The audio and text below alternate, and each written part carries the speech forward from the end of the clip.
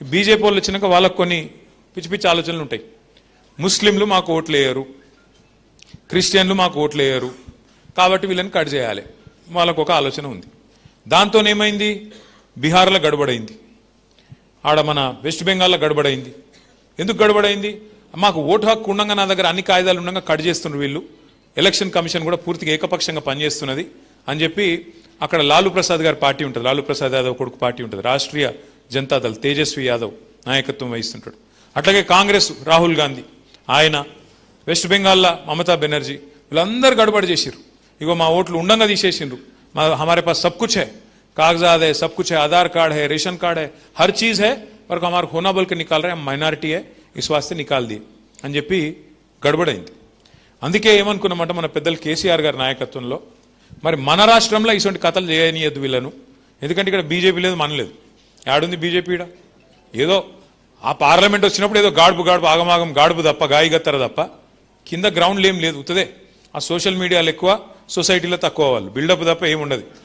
కానీ వాళ్ళు ఎదురు చూస్తారు, గోతికాడ నక్కలాగా ఎదురు చూస్తారు, యాడన్నా సందు దొరకపోతుందా, ఏదన్నా దొరకపోతుందా మనకు, ఇలా మెల్లగా ఫిట్టింగ్ పెట్టి ఏదో తిరిగా స్వచ్ఛగా రావాలి, సనత్ నగర్లో కూడా మెల్లగా గుసాయించాలి అని ఒక ఆలోచనలో వాళ్ళు ఉన్నారు. దానికోసం ఏం చేస్తున్నారు, వాళ్ళ దగ్గర ఉండే అన్ని వ్యవస్థలను వాడుకునే ప్రయత్నం చేస్తున్నారు. మరి అది సాగనీయద్దు అంటే మనం ప్రతి బూత్ స్థాయిలో ఎవరైతే బిఎల్ఏస్గా ఉన్నారో మనం గట్టిగా పనిచేయాలి. అయితే ఇక్కడ మనం మీకు ఒక చిన్న విషయం తెలవాలి. బీహార్లో గడబడైతుంటే ఆ రోజు మన పార్టీ తరఫున నేను ఉత్తరం రాసిన ఎలక్షన్ కమిషన్కు, మీరు చేస్తుంది తప్పు, ఇన్ని అనుమానాలు వచ్చేటట్టు, ఎలక్షన్లు ఇంకా 3 నెలల దూరం ఉండగా నువ్వు ఇప్పుడు ఈ కథ పెడితే రేపు ఓటు పోయినాక వాళ్ళు కోర్టుకు పోయినా కూడా కోర్టులో ఇరుక్కొని పోయి ఉంటారు, ఈ లోపల ఎలక్షన్ అయిపోతుంది, మీరు చేస్తుంది తప్పు, మీరు పారదర్శకంగా చేయండి, ట్రాన్స్పరెంట్గా చేయండి, అందరికి అర్థమయ్యేటట్టు చేయండి అని ఉత్తరం రాస్తే పిలిచింది ఎలక్షన్ కమిషనర్. నేను, నాతో పాటు మన 4 ఎంపీలు, ఒక మాజీ ఎంపీ గారు, 6 కలిసి చీఫ్ ఎలక్షన్ కమిషనర్ను, 2 ఎలక్షన్ కమిషనర్లు, 3 గంట సేపు కూర్చున్నాం, వాళ్ళతో కూర్చొని డిమాండ్ చేసినాం. ఏమని డిమాండ్ చేసినాం, ఇవాళ కూడా నేను మళ్ళీ పత్రికా మాధ్యమం ద్వారా కేంద్ర ప్రభుత్వాన్ని, ఎలక్షన్ కమిషన్ను మళ్ళీ డిమాండ్ చేస్తా ఉన్నాం. చాలా మందికి అనుమానాలు ఉన్నాయి, ఈ డబ్బాలు గోల్మాల్ అవుతున్నాయి, అందులోమో ఉన్నది, ఆ చిప్పు అటు ఇటు అవుతుందట, ఉన్నాయా లేవా నేను చెప్పేది. చాలా మందికి అనుమానాలు, లేకపోతే గిన్నిగానం ఎట్లా గెలుస్తారు వీళ్ళు చేసింది ఏముడిది, ఇట్లా చాలా మందికి అనుమానాలు ఉన్నాయి. అందుకే మొదటి డిమాండ్ ఏం పెట్టినాం ఆ రోజు అంటే, మేము పోయి అయ్యా పెద్ద పెద్ద దేశాలు, అమెరికా లాంటి దేశాలు, జర్మనీ లాంటి దేశాలు, వాళ్ళే ఈవీఎంలు వద్దంటుండ్రు, వాళ్ళే కొంతమంది అయితే పెట్టిర్రు మళ్ళీ తీసేసిండ్రు, మరి మన కాడ గిన్ని అనుమానాలు ఉన్నప్పుడు ఇదంతా ఎందుకు, తీసేయండి, మళ్ళా పేపర్ బ్యాలెటే పెట్టండి, తప్పకుండా దానివల్ల లాభం అవుతుందని చెప్పి కూడా మన పార్టీ తరఫున డిమాండ్ చేసినాం. పేపర్ బ్యాలెట్ పెట్టండి, తప్పేమున్నది, ఎందుకంటే పేపర్ అయితే మళ్ళీ దేవులాడుకోవచ్చు, ఏడగుద్దినా అంటే గిడగుద్దినా అని, కొన్ని ఖరాబ్ అయితే కావచ్చు ఓట్లు, కానీ పేపర్ అయితే పక్కా ఆధారం ఉంటుంది కాబట్టి పెట్టండి అని అడిగినాం. రెండోది ఏమడిగినామంటే, అయ్యా మీరు చేస్తున్న ఈ కార్యక్రమం, ఈ వడపోత కార్యక్రమం SIR అనేది అవుతున్నదో, ఇంట్లో కూడా అనుమానాలు వస్తున్నాయి మీ మీద, ఓట్లు ఉన్నోళ్ళవి కూడా తీసేస్తుర్రట, బతికినోళ్ళని చచ్చిపోయిన వాళ్ళని చూపెడుతుర్రట, కాబట్టి ఒక పని చేయండి, ప్రతి బూత్లో ప్రతి పార్టీ కార్యకర్తలు ఉంటారు, కాబట్టి మా వాళ్ళకి అవకాశం ఇవ్వండి, ప్రతి బూత్లో ఆల్ పార్టీ అంటే అన్ని పార్టీలకు అవకాశం, కాంగ్రెస్ వాళ్ళకు, బీఆర్ఎస్ వాళ్ళకు, బీజేపీ వాళ్ళకు, ఎవరుంటే వాళ్ళకి, ఇంకెవరైనా వేరే పార్టీలు ఉంటే వాళ్ళకు ఏజెంట్లు పెట్టుకొని మీరు బూత్ లెవెల్ ఆఫీసర్లు ఎవరినైతే నియమిస్తున్నారు, అంగన్వాడీ టీచర్ కావచ్చు, ఆ మెప్మా వాళ్ళు కావచ్చు, ఇంకోళ్ళు కావచ్చు, వాళ్ళతో మేము కలిసి పనిచేస్తాం. మేము కూడా మా పార్టీ తరఫున మీకు ఇస్తాం. ఏమిస్తాం, ఇగో ఫలానా మనిషి ఈయన ఉన్నాడు, నువ్వు లేడంటున్నావు, తప్పు నువ్వు చేసేది అని చెప్పి కింది స్థాయిలో బూత్ స్థాయిలోనే ఒక కమిటీ ఉంటే పకడ్బందీగా వ్యవహారం జరుగుతుందని చెప్పి మొట్టమొదలు చెప్పిందే మన పార్టీ, బీఆర్ఎస్ పార్టీ వాళ్ళకి నివేదించిందే మనం.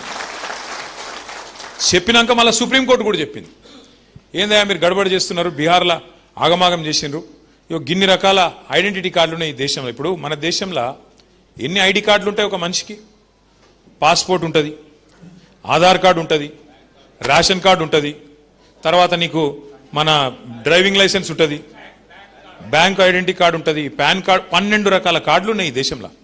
సుప్రీంకోర్టు ఏం చెప్పింది, ఆ 12 ఏది ఇచ్చినా ఓకే, ఫలానాది ఉన్నది ఫలానాది లేదని గడబడి చేయొద్దు, ఆ 12 ఏది ఇచ్చినా కూడా ఆ మనిషిని మీరు ఓటు హక్కు కల్పించాలి అని చెప్పింది.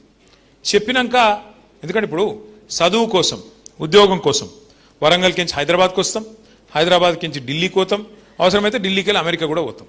ఎందుకంటే మనిషి బతుకుదెరువు కోసం కదులుతూనే ఉంటాడు. ఇప్పుడు ఇక్కడ ఉన్న వాళ్ళందరం హైదరాబాద్ని పుట్టినామా? నేను పుట్టలే హైదరాబాద్, నేను కరీంనగర్లో పుట్టినా, ఇక్కడికి వచ్చినా, చదువుకున్నా, ఇక్కడ సెటిల్ అయినా. అట్లా ఎంతోమంది ఉంటారు.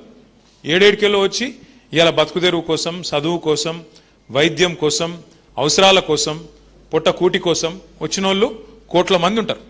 కాబట్టి మరి అక్కడికి వెళ్ళి ఇక్కడికి వచ్చినావు కాబట్టి నీ ఓటు అక్కడ కట్ చేస్తా, ఇక్కడ కట్ చేస్తా అంటే అది ఎట్లా కరెక్ట్ అవుతుంది?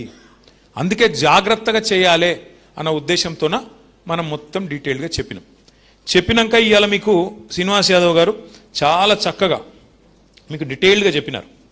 ఇక్కడ ఇంపార్టెంట్ పాయింట్ ఏమిటిది అంటే, ఇప్పుడు మనం ఇది మీకు ఇచ్చినారు అందరికీ, ఇది చాలా చాలా ఇంపార్టెంట్. ఇలా ఏంటంటే శ్రీనివాస్ యాదవ్ గారు, ఎందుకంటే నేను ఇందాక ఉత్తగానే చెప్పలేదు, ప్రణాళికతో పనిచేసే మనిషి. ప్రణాళిక అంటే మంచి పకడ్బందీ స్ట్రాటజీ ఉంటుంది. ఏం చేసినా పర్ఫెక్ట్ ప్లానింగ్, వ్యూహం ఉంటుంది శ్రీనివాస్ యాదవ్ గారిది. ఏం చేసిండు ఇలా? లాస్ట్ టైం ఎస్ఐఆర్ జరిగినప్పుడు, ఎప్పుడు 2002లో ఏం ఓటర్ లిస్ట్ ఉండే ఆ ఓటర్ లిస్ట్ కూడా తెప్పించిండు. అందులో మీ డివిజన్ల మ్యాపింగు కాలం కూడా ఇచ్చిండు మీకు మొత్తం కింద. అంటే ఏమిటిది? 2002లో ఉమ్మడి ఆంధ్రప్రదేశ్ ఉండే, అప్పుడు తెలంగాణ లేదు. అప్పుడు కాన్స్టిట్యున్సీ నెంబర్ 208 సనత్ నగర్. అప్పుడు మళ్ళీ కాన్స్టిట్యున్సీ కూడా ఈ రోజున్న కాన్స్టిట్యున్సీ ఆ రోజు లేదు. ఈ రోజున్న సనత్ నగర్ కొంత అప్పుడు సికింద్రాబాద్లో ఉండే, కొంత సనత్ నగర్లో ఉండే. కాబట్టి ఏం చెప్తున్నాడు సీనన్న, మీకు కొన్ని పద్మారావు నగర్ లాంటి డివిజన్ అయ్యాల సికింద్రాబాద్లో ఉండే, ఇవాళ సనత్ నగర్లోకి వచ్చింది. అట్లా అప్పటికి ఇప్పటికి వచ్చిన మార్పులను కూడా దృష్టిలో పెట్టుకొని 208, 209లో కొంతుండే, 208లో కొంతుండే. దాన్ని ఇప్పుడు మనం పర్ఫెక్ట్గా ఆ రోజు ఓటర్ లిస్ట్ ముంగట పెట్టుకొని, ఈ మధ్యన వచ్చిన లేటెస్ట్ ఓటర్ లిస్ట్ కూడా ముంగట పెట్టుకొని ఈ కార్యక్రమాన్ని బూత్ల వారీగా, ఒక్కొక్క బూత్లో ఎన్ని ఓట్లు ఉంటాయి? 1000-1200, అంతే కదా? 1000-1200 అంటే ఎన్ని ఇండ్లు ఉంటాయి? 1000-1200 అంటే 500 యాడ్ ఉంటాయి, పోయి ఉండే 300-350 అంతకంటే ఎక్కువ ఉండే. ఎందుకంటే హైదరాబాద్ లాంటి ప్లేస్లో మనకు ఒక్కొక్క ఇంట్లో యావరేజ్గా చెప్తున్నాను నేను, ఎగ్జాక్ట్లీ 5-6 ఉంటారు హైదరాబాద్లో. లేదు కొన్ని చోట్ల 4 ఉండొచ్చు. నేను చెప్పేది యావరేజ్గా చెప్తున్నాను. ఒక దగ్గర 8 ఉండొచ్చు, ఒక దగ్గర 4 ఉండొచ్చు. కానీ 300 నుంచి 350 ఇండ్లు ఉంటాయి, అంతకంటే ఎక్కువ ఉండయి. సో ఒక బూత్ ఏజెంట్ చేయాల్సిన పని ఏంటి అంటే, మీకు టైం కూడా ఉంది, ఫుర్సత్గా చేయొచ్చు, లేవు ఆగమాగం అయ్యేది కూడా ఏం లేదు. ఈ ప్రోగ్రామ్ ఎప్పుడు స్టార్ట్ అవుతుందంటే, ప్రస్తుతం ఫ్యామిలీ మ్యాపింగ్ నడుస్తున్నది. మీకు అవకాశం ఇచ్చారు. ఇప్పుడు మొన్న మీకు ఒక చిన్న ఎగ్జాంపుల్ చెప్తే మీకు అర్థమవుతుంది ఇంకా ఈజీగా. మొన్న జూబ్లీ హిల్స్ ఎలక్షన్ అయింది మీ పక్కకే. మొన్న మన గోపీనాథ్ గారు చనిపోతే ఉప ఎన్నిక జరిగింది. ఉప ఎన్నికల గమ్మత్ అనే విషయం మీకు చెప్తా. పేరుకేమో 4 లక్షల ఓట్లు ఉన్నాయి. ఏది జూబ్లీ హిల్స్లో ఎన్ని ఓట్లు ఉన్నాయి రాయ్యా అంటే, ఎలక్షన్ కమిషన్ లిస్టు ప్రకారం 4 లక్షల ఓట్లు ఉన్నాయి. ఇక నేను శ్రీనివాస్ యాదవ్ గారు మేమేం చేసినామో వార్ రూమ్ అని పెట్టుకొని కూర్చున్నాం. కూర్చొని ఇక మేము ప్రతి డివిజన్కు, ప్రతి బూత్కు, ప్రతి బస్తీకి ఫోన్ల మీద ఫోన్లు, ఎడ తిరుగుతురుతా మీ ఏం సంగతి, అందరిని కలిసిరా లేదా అంటే, బయటికేంచి వచ్చిన ఇన్ఛార్జీలు అందరూ మాకు చెప్పింది ఒకటే. ఇప్పుడు ఉదాహరణకు మీ పక్కకే వెంగళరావు నగర్ డివిజన్ ఉంటుంది, అమీర్పేటను అంటుకొని. ఆ వెంగళరావు నగర్ డివిజన్లో మన ఎల్బీ నగర్ ఎమ్మెల్యే సుధీర్ రెడ్డి, ఎక్స్ఎమ్మెల్యే భాస్కర్ రావు, వీళ్ళందరూ ఇన్ఛార్జ్ ఉండే. ఇక నేను సీనన్న ఫోన్ చేసి వాళ్ళకు, ఏమాయి బాయ్ కలిసిరా లేదా ఓటర్లు అంటే, అరే లేరు సార్ ఇక్కడ ఓటర్లు అని వాళ్ళు. అరే లేరేంది బాయ్ నాకు అర్థం కాదంటే, లేరు సార్. అరే 300 మంది దొరుకుతూనే లేరు, ఎందుకంటే పేరు ఉన్నది ఇలా ఓటర్ లిస్ట్లో, కానీ ఆ మనిషి లేడు సార్ అంటారు. అరే అట్లెట్లుండరు బాయ్ అంటే, లేరు. అరే ఇది ఎక్కడ కథ అని చెప్పి మేము మొత్తం ఛాన్బీన్ చేసినాం.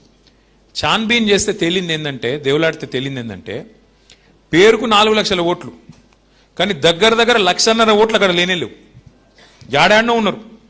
ఒకళ్ళు అటేటో పోయి రాజేంద్ర నగర్ పోయినరు, ఒకళ్ళు కొల్లూరు పోయినరు, ఒకళ్ళు ఇంకొకాడ పోయినరు. కిరాయి ఇల్లు అనలేదననే మారి రేమత్ నగర్ రోడ్డు పక్కకి ఇటు వచ్చిండు, ఎర్రగడ్డకు వచ్చిండు, ఎర్రగడ్డ పోయి అటు అమీర్పేట పోయిండు. బతుకుదేరు, కిరాయి ఎక్కువైందో లేకపోతే పంచాయతీ అయిందో ఏదో ఒకటి అయింది, పోయినావు. లేదా ఇల్లు ఇంకొకటి దొరికింది, పోయినావు. ఇట్లా ఏమైతుంది అంటే, ఇప్పుడు ఎస్ఐఆర్ కార్యక్రమంలో ఏమేమి చూస్తారు అంటే, మీకు 4 రకాల, ఇది చాలా ఇంపార్టెంట్, జర మనసుకి ఎక్కించుకోండి, జర్రా सुनो इसके बारे में. आपको 4 किस्म के अलग अलग काम करना होगा इसमें. एक चीज नंबर 1 ఫస్ట్ మనం చేసేది ఏంటంటే, ఎక్కడన్నా ఎవరైనా చచ్చిపోతే వాళ్ళ ఓటింగ్ అట్లనే కొనసాగుతుంటే దాన్ని డిలీట్ చేపియాలి. ఉదాహరణకు ఒక ఇంట్లో పెద్ద మనిషి ఉండే, 95 ఏళ్ళ పెద్ద మనిషి ఉండే, ఆయన చనిపోయిండు, కానీ ఓటర్ లిస్ట్లో పోయిన ఓటర్ లిస్ట్ ప్రకారం అట్లే ఉంది, చెప్పి తీయించాలి. ఇగో ఈయన లేడు సార్, చనిపోయిండు అని చెప్తే తీసేస్తారు. నెంబర్ 1. ఇక్కడ కొంత లంగతనం ఉంటుంది.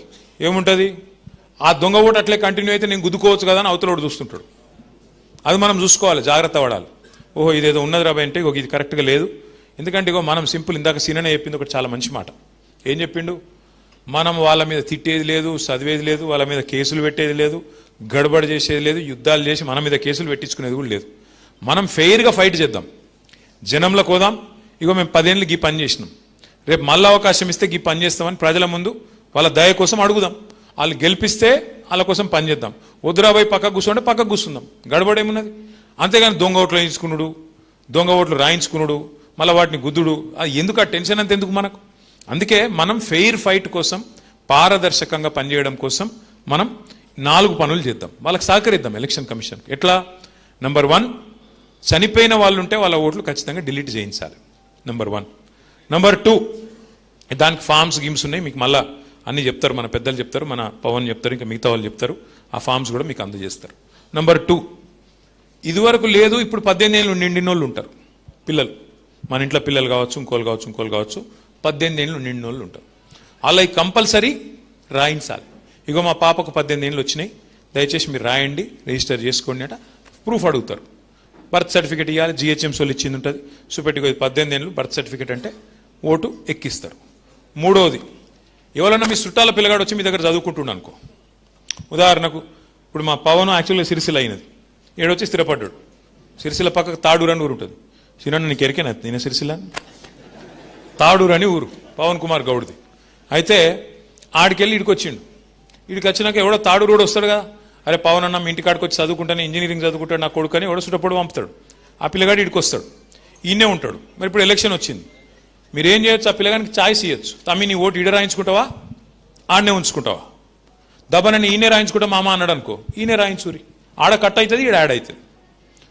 మీకు తెలుసు, నేను చెప్పాల్సిన అవసరం లేదు, చాలా మందికి మన రాష్ట్రంలో, మన హైదరాబాద్లో 2 ఓట్లు ఉన్నాయి. ఓటు ఈడు ఉంటుంది, ఓటు ఊళ్ళో ఉంటుంది, పక్కన నేను చెప్పేది. ఇప్పుడు అది ఎగిరిపోతుంది, ఆడనో ఈడనో తెలుసుకోవాలి. నువ్వు హైదరాబాద్లో ఉండే మాట నిజమైతే ఇన్నే రాయించుకో, లేదు నేను తాడూరులో రాయించుకుంటా ఊళ్ళోనే ఉంటా అంటే ఆడనే రాయించుకో. అట్లా మీ ఇంట్లో ఉండే ఎవరైనా చిన్నపిల్లలు చదువుకుంటందుకు వచ్చిన వాళ్ళు, వాళ్ళు చిన్నపిల్లలు కాదు చదువుకుంటందుకు వచ్చి, మళ్ళీ చిన్నపిల్లలు అంటే టీవీలో వీళ్ళేం వేసి పడతారు, చిన్నపిల్లలకు ఓట్లు రాయించమన్నాడు అని చెప్పి అదో బాధ. అట్లా 18 ఏళ్ళు నిండిన వాళ్ళు ఉంటే, నేను అనలేదా చిన్నపిల్లలేని అంతే, టీవీ వాళ్ళు 18 ఏళ్ళు నిండిన వాళ్ళు ఉంటే దబ్బన వాళ్ళు ఇక్కడికి వచ్చి మీ దగ్గర సెటిల్ అయి ఉంటే వాళ్ళ ఓట్లు కూడా మీరు రాయించవచ్చు. అట్లే 4వ పాయింట్ ఏంది? ఎవరన్నా ఇక్కడోళ్ళు మన దగ్గరికి ఎంచి ఇంకో దగ్గర షిఫ్ట్ అయినరు అనుకో, ఈడ ఉంటుండే, ఇదివరకు అమీర్పేటలో ఉంటుండే, అంతేనా అన్న? రాజేంద్ర నగర్ పోయి ఉన్నాడు, ఆడేదో కొత్తగా ఏదో ఉద్యోగం వచ్చింది దగ్గర అని చెప్పి పిల్లల స్కూల్లో అదో ఏదో అటు పోయిండు, ఇంజనీరింగ్ కాలేజ్ గాడు ఉన్నది, ఆడ చదువుతారు, ఆడిపోయిండు. ఆడపోయినాక ఆడింట్లో ఉంటుంది, ఈడ కూడా ఒకటి ఉంది, ఆడ కూడా ఒకటి ఉంది. ఇక్కడికి వెళ్ళిపోయింది కాబట్టి కట్ చేయించాలి. 4 జరిగేది ఏం లేదు, పెద్ద ఇంట్లో కథ ఏం లేదు. 1, చనిపోయిన వాళ్ళ ఓట్లు తొలగించడం. 2వది, కొత్త ఓట్లు రాయించడం. 3వది, ఎవరన్నా ఇక్కడికి ఓటర్ షిఫ్ట్ అయితే వాళ్ళది రాయించడం. 4వది, ఇక్కడి ఓటు ఎక్కడికన్నా షిఫ్ట్ అయితే దాన్ని తీసేయించడం. ఇక 5వది అన్నిటికన్నా ముఖ్యమైనది, ఇక బీజేపీ ఓడు కాంగ్రెస్ ఓడు లంగతనం చేసి మనోళ్ళు సంబంధించి బీఆర్ఎస్ వాళ్ళు వీళ్ళు సీనన్న మనుషులు అని చెప్పి వలాయించి కట్ చేస్తుండ అనుకో, ఏదో మనోళ్ళు అని రిజిస్టర్ అయిన వాళ్ళది ఇక బరాబర్ మొత్తం లెక్క పెట్టాలి, పత్రం పెట్టాలి, గడబడి చేయాలి. దీనికి టైం ఉన్నది. ఎస్ఐఆర్ అనే కార్యక్రమం ప్రారంభం అవుతున్నది, మీ ఇంటింటికి వచ్చి రాసుకునే కార్యక్రమం జూన్, తెలుస్తుంది ఐడియా మీకు, జూన్ 25 నుంచి మీకు స్టార్ట్ అవుతుంది ప్రోగ్రామ్, ఇంటింటికి వచ్చే కార్యక్రమం. అధికారులు వస్తారు, అది ఎప్పటిదాకా 1 నెల జరుగుతుంది, జూలై 24 దాకా జరుగుతుంది. ఆ తర్వాత మీకేమైనా అభ్యంతరం ఉందనుకో, आपको कोई एतराज है, आपको कोई चीज में आपको ऑब्जेक्शन है, तो आपको 2 महीने का टाइम है, जुलाई 24 से कब तक? अगस्त एंडिंग तक, अगस्त नहीं सितंबर तक ना, सितंबर एंडिंग तक आपको मौका है, सितंबर 25 तक आपको मौका है सबमिट करने का. फाइनल लिस्ट कब पब्लिश होता? अक्टोबर 1. అంటే మీకు 2 నెలలు టైం ఉంది ప్రోగ్రామ్ మొత్తం అయిపోయినాక. కాకపోతే దీనికంటే ముందు ట్రైనింగ్ ఉన్నది. ఏం ట్రైనింగ్ ఉంటుంది? ఇప్పుడు మేము కదా మీకు ఇవి ఇచ్చినట్టు, ఈ ప్రోగ్రామ్ ఇవి ఇచ్చినట్టు ఫ్యామిలీ మ్యాపింగ్ చేయండి, ఇంటింటికి పోండి,